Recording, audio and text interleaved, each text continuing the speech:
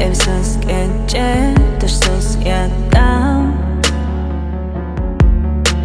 Pencerenden senin sesin eşitilir.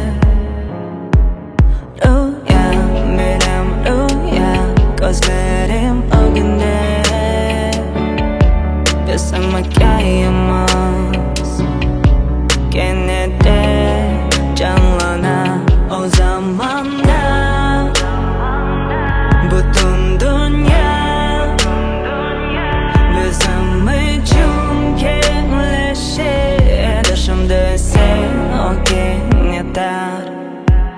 Geceler, arifler, duygular, hikayeler. Yıllarım, gözlerim, senin tatlı sözlerin. O güller, izlerim, kanalı parmaklarım. O günler, külküller, yurda ebedi kalır.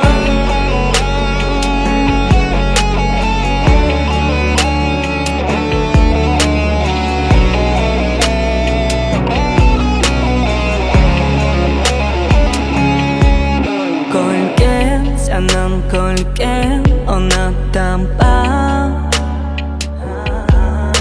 Her bir sözümü yerler alıp gitmekte. Yanım, göresin yanım, düşüncelerimde. Bizim hikayemiz gene de canlanar o zamanda.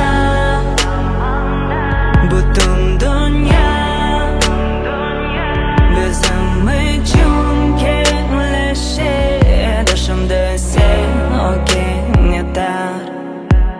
Geceler, arifler, duygular, hikayeler. Yıllarım, gözlerim, senin tatlı sözlerin. O güller, izlerim, kanal